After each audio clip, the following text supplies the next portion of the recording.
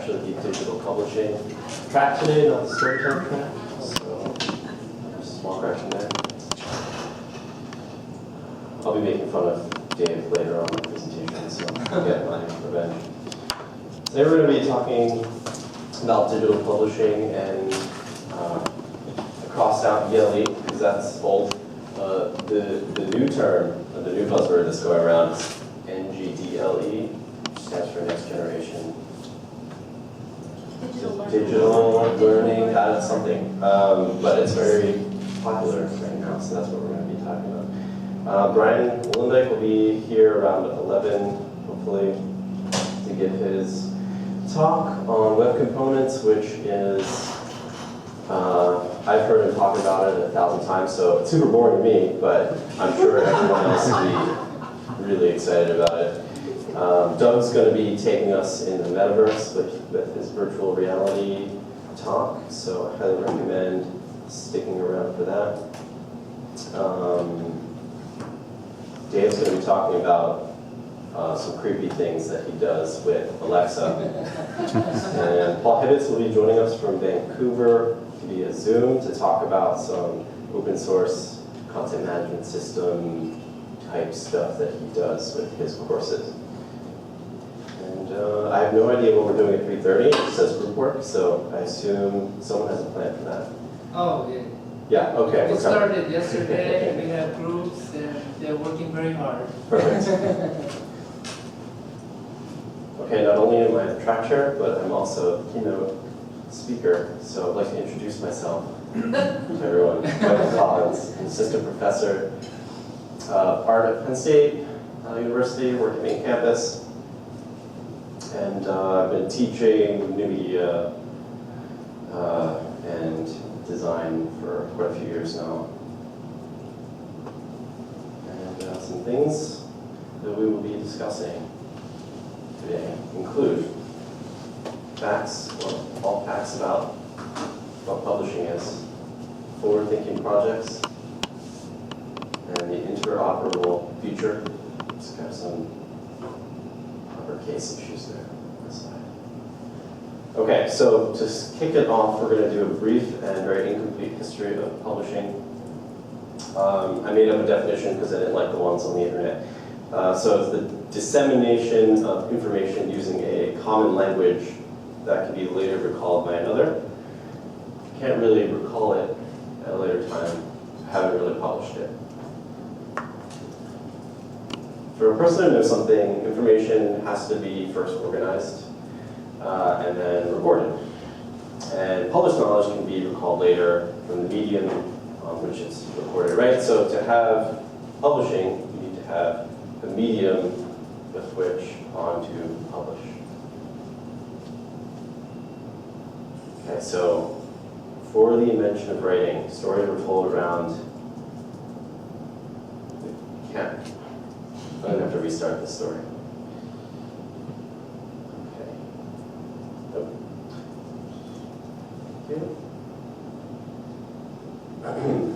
Start again. Before the invention of writing, stories were told around the campfire and relied on auditory format to transmit knowledge from one person's brain to another. The recording medium was the human brain, right? So you would say a bunch of things that you wanted everyone to know, and then they would record it in a limbic system somewhere, and then later on they would retrieve it. And then that's how we sort of remembered things. At a certain point, we kind of ran out of space to remember complex things. The amount of animals you had to trade, for instance, started getting really complicated to keep track of. So around 10,000 years ago, the ancient goat herders in the Zagros Mountains started making these clay tokens where they would make markings to sort of remember sort of numbers for trade. And that was kind of the start of where writing came from. But it wasn't until Johannes Gutenberg was told the wrong year for a trade fair. So he had this, he's a very entrepreneurial, he was a very entrepreneurial person, so he had this idea to make a bunch of mirrors to sell to pilgrims that were going to be coming to his trade fair. And so he got a bunch of investors, and so they were going to make these mirrors, and then he realized that he was given the wrong year, and so that plan wasn't going to work out. So he pivoted and came up with a printing press, as he would, and so as I wrote, he accidentally disrupted the monolithic governance of the Catholic Church by triggering DIY local governance. So it turns out if you can give a town their own Bible, they start to think they have their own identity, and the Catholic Church starts to lose the influence it thought it had over the surrounding communities. Interestingly, Korea had printing presses 200 years before Europe, but they were smart enough to destroy the printing presses or not give them to everyone. But they used it for the same purpose, to reproduce religious texts. So I think the Yi Dynasty knew that if you gave everyone a printing press, that would be sort of like giving them all power to govern themselves. Whoops. By 1500, there were 20 million printed books. And fast forward to the 80s, personal computers. Fast forward to the 90s, the internet. Disruption of the book publishing industries followed. Now everyone can self-publish constantly, all the time. Someone might be doing it right now. Let's see, at least one person, I'm assuming. Timo? Is that Timo, yeah. Timo? What are you doing? Are you publishing? Timo's publishing. All right, perfect. Exactly. Okay, so each instance of disruption happened when a common class person gained access to knowledge and publishing technology. So I want to talk about a recent knowledge journey that I embarked on. I wanted to see the kinds of things that people publish on the internet when they're given socially disruptive technology that can change the world. So I typed into Google how to fix, and I recommend everyone does this sometime. It's pretty wonderful. So I want to point your attention to number 5 on the list. How to fix hard slime. I don't know about you, but that was baffling to me. I had no idea what slime is. So I went on a learning journey to figure it out. It turns out it's polyvinyl alcohol and some borate ions. You put them in a bowl, and then you mix them, and then you get slime. The problem is it gets hard. Don't worry, 163,000 people have published the method for fixing your hard slime. And number 2 on this list has had over 2.7 million views. So 1 out of every 3,500 people in the world has watched this video, which means at least one Altoona student has learned how to fix their hard slime in the last 3 months. Yeah. So that's a good segue into virtual learning environments. Let's get into that. So humans have had access to publish and recall massive stores of knowledge thanks to the internet, as we all know. What about pedagogy? How do you get access to that? Do we want access to that? So the VLE, which, does anyone know or not know what VLE is? It's the same as an LMS, which is kind of the same as a CMS, but people say it's not. But anyway, it was brought about to control learning online when you're sort of at a distance.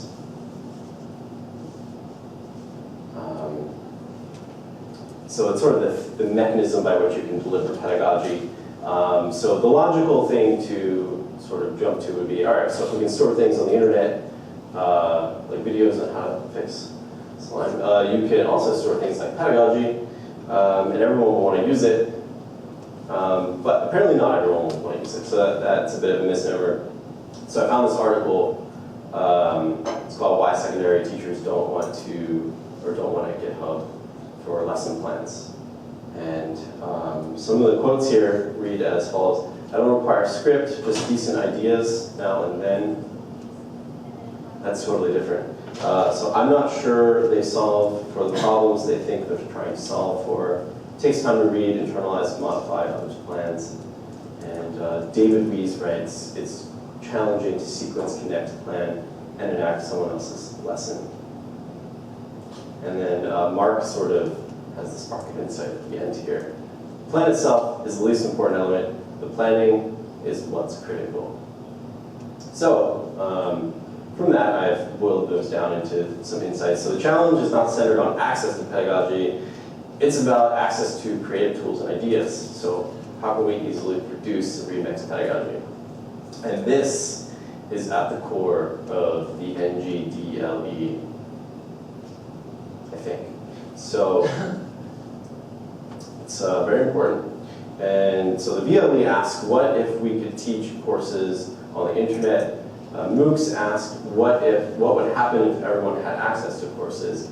And then the NGDLE is asking, what if we could spy on them? Don't believe me? Okay, according to the EDUCAUSE Learning Initiative report published in April 2015, there are 5 dimensions for the NGDLE to be an NGDLE. The first is interoperability and integration, which we'll get into actually for the rest of the day. Second is personalization, and the third is analytics, advising, and learning assessment. So I crossed it out and wrote spy tools, because it's easier to say. And 4, collaboration, and 5, accessibility and universal design. And I sort of broke down different technologies into these 4 boxes to try to figure out how to get to an NGDLE, what tools will take us forward in that direction. So on the bottom left, we have on one axis, old publication model, and then old power values is on the other axis. And then that's sort of the antithesis, right? New power values and then new publication model.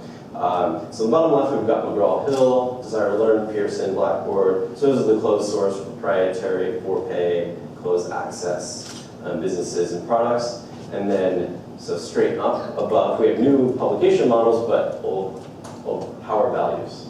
And I'll get into what power values are in a minute. But we have things like Schoology, Twitter, Facebook, Slack, Trello, Google Media, Pressbooks, right? Open access, closed source, standard sort of business models. And then bottom right, things like OpenStax, Moodle, Canvas, Sakai, edX, right? Open source, but maybe old publication models. And then on the top right, we have what I think might be the NGDLE components to take us sort of forward in that direction. So things like GitHub, Gitbook, Elms Learning Network, which we'll learn more about today, Grav, which we'll learn more about today, the Pressbooks plugin for WordPress, OERPub, which may or may not still be an active project, and then something called Sugi, which Dr. Chuck made. If you don't know who Dr. Chuck is, check him out on Twitter. He's an interesting guy. But basically, Sugi hacks itself sort of into all the other LMSs to deliver the technology he wants to deliver. So all those things are open source, open access, connected, distributed projects. And then XAPI, which is something that Dave Fusco might talk about later today in his talk. Okay, so old power values, new power values. Let's talk about that for a second. So old power values, think of, well, I won't name any companies, but you probably know what they are. So managerialism, institutionalism, representative governance, versus sort of the new version of that, which is informal opt-in decision-making, self-organization, network governance. Right, so it's sort of self-governing. Exclusivity is an old power value, competition, authority, resource consolidation, versus open source collaboration, crowd wisdom, sharing. Old power values, discretion, confidentiality, separation. New power values, radical transparency, right? So it's something I sort of try to practice. It's really hard to be radically transparent. You don't want to show everyone everything all the time, even though it says to on the new power values chart. So on the left, we've got professionalization, specialization, and on the right, do it yourselves, make a culture, right? So these are sort of contrasting power values, and this sort of helps us map things into categories. I've put together an equation here for what the NGDLE should be like. So if you take something that has power values, and also has new publishing models. That's what I think an NGDLE is. So that's your big takeaway from today. Okay, so let's start talking about some of the projects that people are working on. This is not a kind of complete list, but it's some projects that I'm personally familiar with, so it's a little bit easier to talk about a few of them. The one in the middle is not a technology, it's a program I'm working on at Penn State, the Digital Multimedia Design Program. And it's an online bachelor's program, it's interdisciplinary, it's totally online through World Campus. Take 3 courses from 3 colleges and allow students to navigate their own learning pathway through those colleges.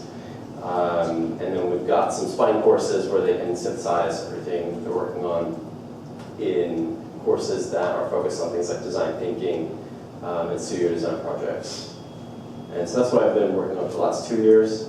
And the interesting thing about working on a project like that is all the side projects that can come out of it. So through working on that project, I discovered Gitbook, which I'll show a little bit later. Gitbook is a sophisticated authoring interface that sort of sits on top of Git version control technology, which is super cool. You can also layer in schema, and I worked on another project called OER Schema, which I'll talk about as well.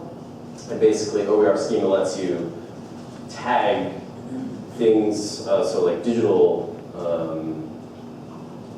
don't want to call them digital artifacts, but so text, right?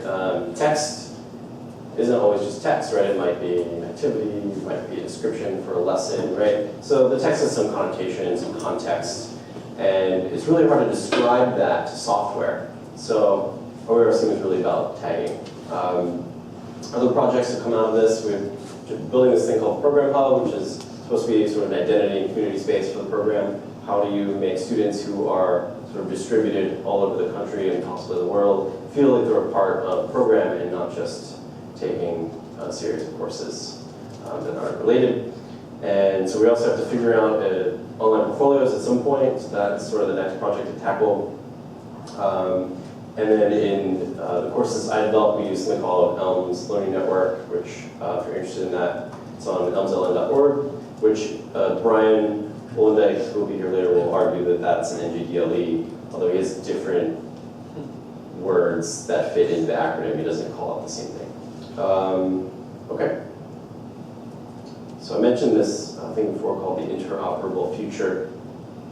What does that mean?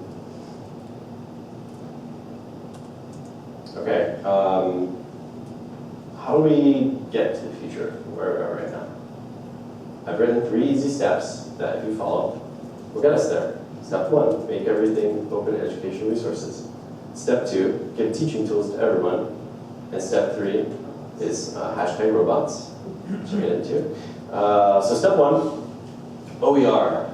And I'm sure most of you have heard of OER. If you haven't, open educational resources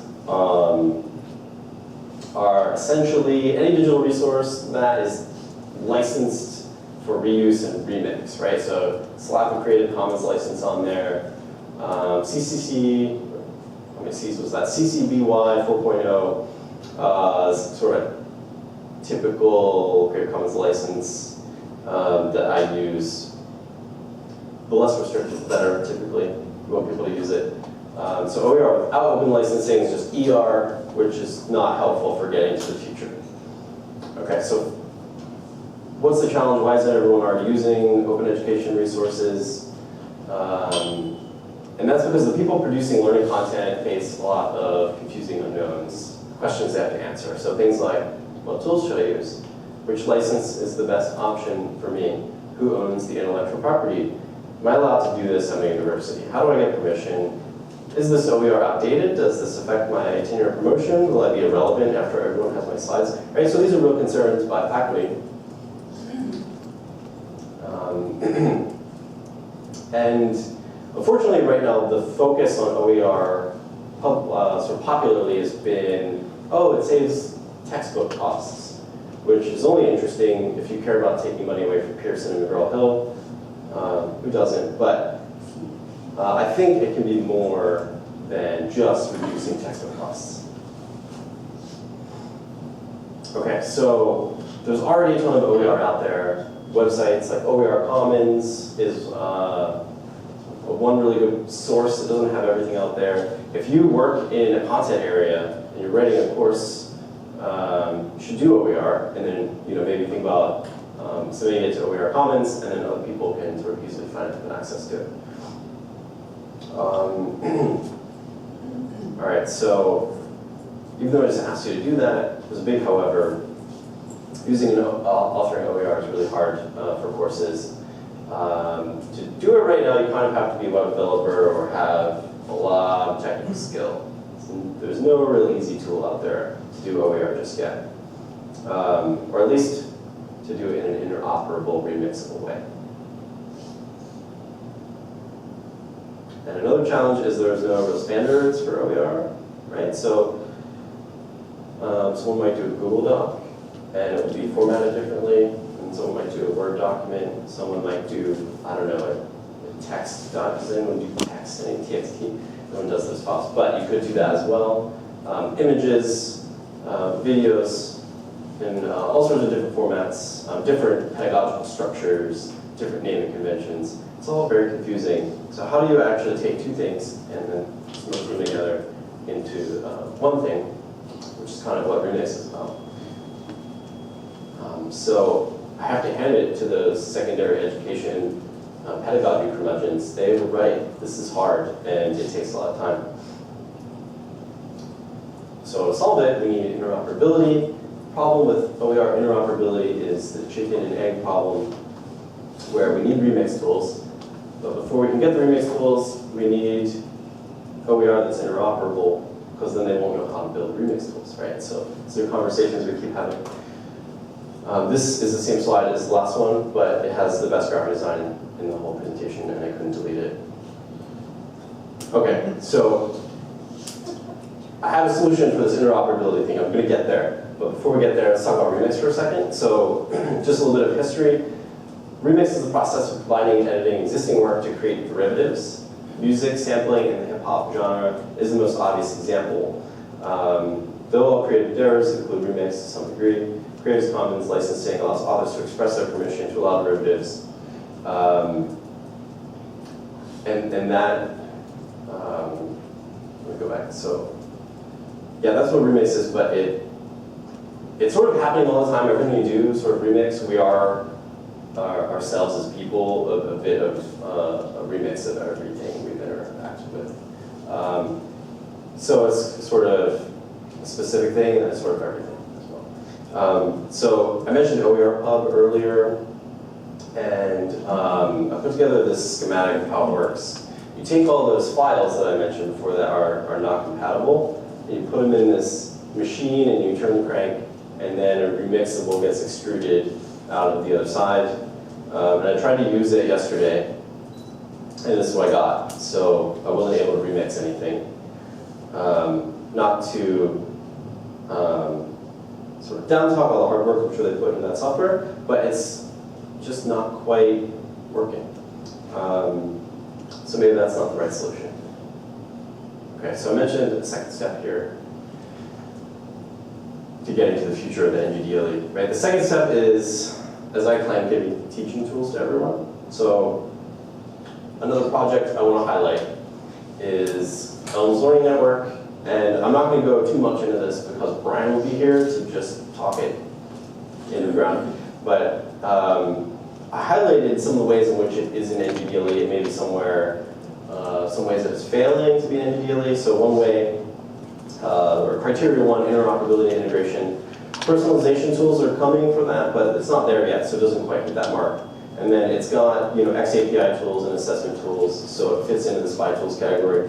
And then it's very collaborative. It's work on open source, Git authoring, learning component, UI community, and then criteria 5, accessibility and universal design. Okay, so the next project, OER Schema, that I've been involved with. I worked for a year with an instructional designer, Katrina Ware, and a really good programmer, Alex Boyce. Both At the time we were working on this project, we were working at Penn State University, and we sort of had a common issue to solve, so it was sort of just a natural collaboration that ended up happening. And to reiterate earlier when I described what this was, basically it's machine-readable pedagogy tags express as structured information. So if you go to schema.org, oerschema.org, extend schema.org, and it's this thing that Google made. Basically, you explain to software what things are on the internet. Okay, so we intend to eventually help all published OER become interoperable. We want everyone to use the schema. So right now we go around telling everyone to use the schema. It hasn't worked yet, but at some point we'll reach critical mass. 2 projects currently integrating it into the software. Helms Learning Network and Paul Hibbett's, who uses a homegrown sort of graph CMS solution for his courses, has also found a way to integrate the schema. Honestly, it's super boring. It should be something you never even have to know about as a faculty member. But right now, the tools aren't there, so I have to tell you about it.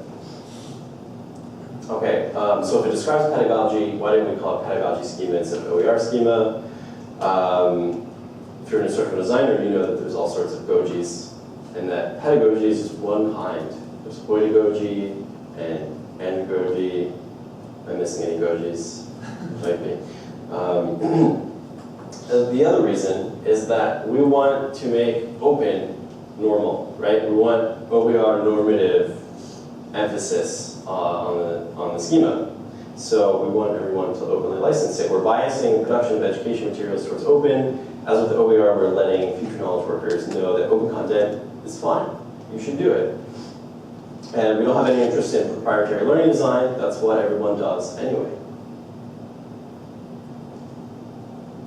Okay, so in short, OER schema is designed to proliferate remixable OER. That's kind of the whole thing. And if it's not openly licensed, it can't be legally remixed. Some people do care about the law. This diagram shows how I publish to my learning management system. Start at gitbook.com, which uses Markdown format, which is a great, standard, easy to learn markup format. And then I sync that with a central OER source, which in this case is GitHub. You don't have to use GitHub. A lot of people use GitLab. I know Penn State has GitLab installed for the university, so if you want to sort of hide your learning content from the rest of the world, you can do it. And then from there, it gets synced to simultaneous publishing endpoints. So I can simultaneously do an e-publication, a PDF. I don't have a printed book, but it could be used to a printed book if it's a PDF. And then it also can sort of be sucked into an LMS, CMS, and then it gets published as an HTML5 static website. And it's those last 3 where the OER schema opportunity comes in, because those are inherently digital formats that are hosted online and web accessible. Those are the best places to try to insert our schema tags. So I have some pictures to show you what this looks like. So here I am at gitbook.com, authoring my page. And then in the middle column, you can sort of see markup language on the right-hand side, the compiled HTML from the markdown. And then when you click the publish button, it syncs it automatically with GitHub, which is super fun. And this is what it looks like in Helms Learning Network, right? So the same page in my LMS. And then this is the same page as the static HTML endpoint, which GitBook actually produces for you. And then here's the ebook. And I didn't have a picture of PDF. We don't know what PDFs look like, but I can do that as well. So what uses the schema right now? If you were so inclined, how could you use schema?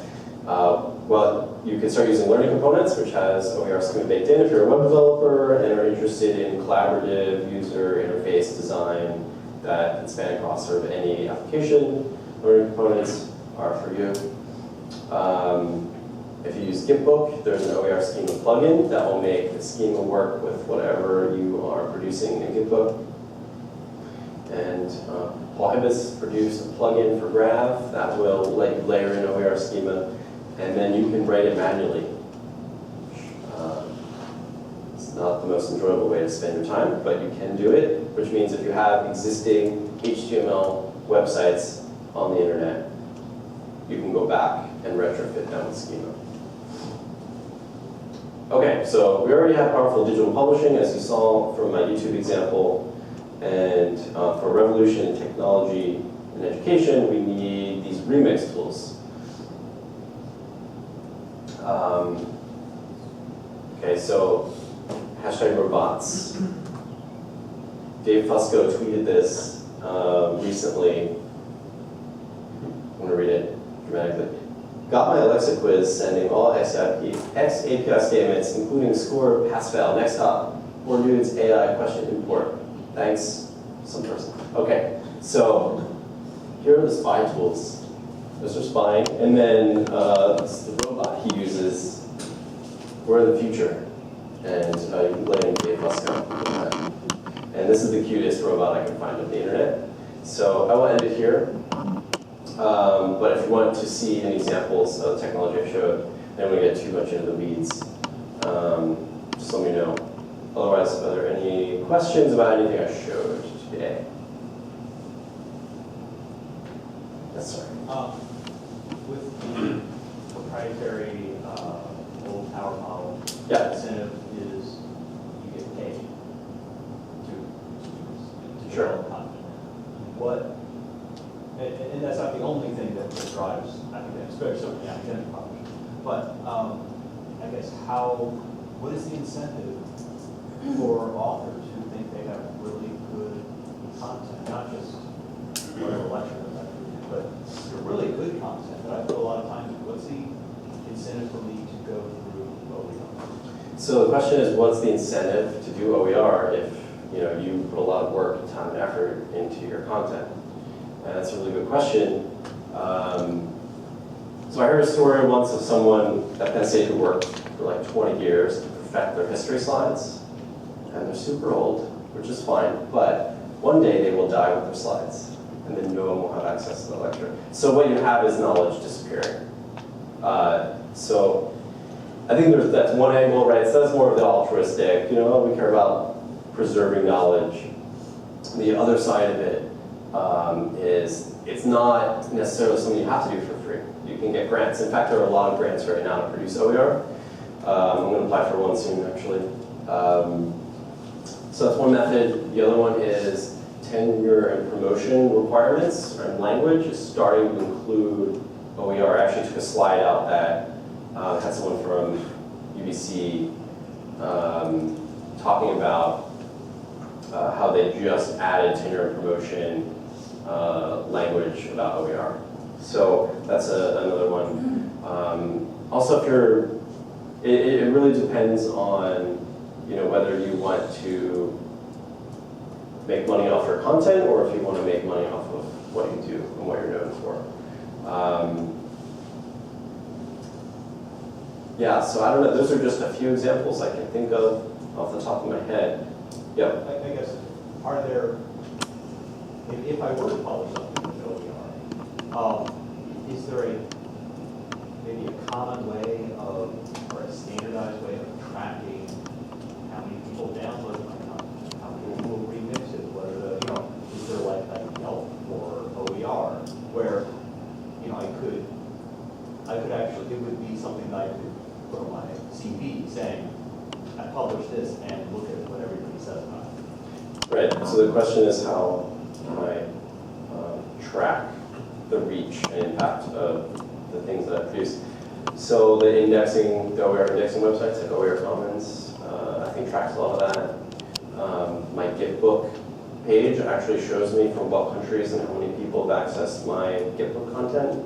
So the tools are really easy to build, and there already are a lot that exist. I'm interested in getting those tools to also work with some other projects that I'm involved with, but yeah, I think you can certainly track it.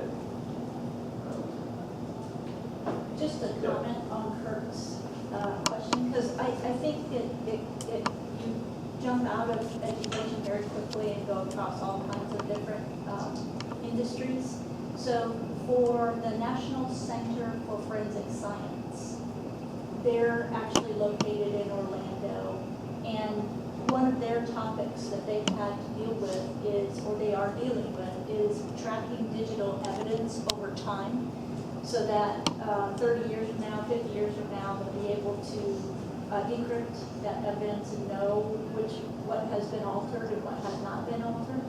But we're seeing the same thing, the same issues with 3D virtual world authoring, where we have to track every single script, every single image, every single model. And there's some interesting developments using blockchain to track those transactions going on. And I don't know how that is flowing into the standards organization. Well, the bodies like schema.org who are looking at that, but we really need to get up to the root of the data structures and the ontologies that would flow across these industries. Yeah, tracking will also get very interesting once you start modifying and combining content. So who sort of gets credit for authoring that one aspect of the content? And it gets really squirrely when you go international with the different laws and the different interpretations of intellectual property. Yeah, that's a really good point. Anyone else? If you have this, for example, closed source type of content, and your intention is really not to share your content, and is there any tool out there you can use still to, for example, publish in those different formats? PDF, EPUB? Yeah. So if you're not into sharing, Right. share test, so it's really easy to lock that stuff down. You can pay for private GitHub repos. You can pay for private Gitbook authoring. So free is open right now, and if you want to lock it down, you pay. And you can also, if you want to use Git version control for course content, if you want to use Markdown or something, you can use GitLab, which is installed for Penn State. Students, staff, and faculty. But actually, I think students can use it as well in certain cases. But yeah, actually, it's very easy to lock it down. Effort. It's sort of an open effort.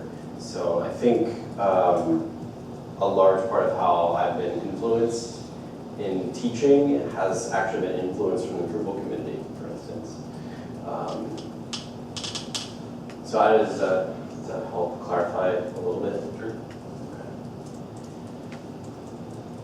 Sure. So in our field, especially in IT, we have a website like stackoverflow.com, those types of things. So it's mostly like asking or posing a question, and people try to answer a technical, question, and people get rated, and eventually, the best answer floats to the top, that kind of thing. So I was just wondering for your open source content, if you have any sort of a system that's comprehensive and widely used like that. System To for rate the content in the so I don't have anything that does content rating.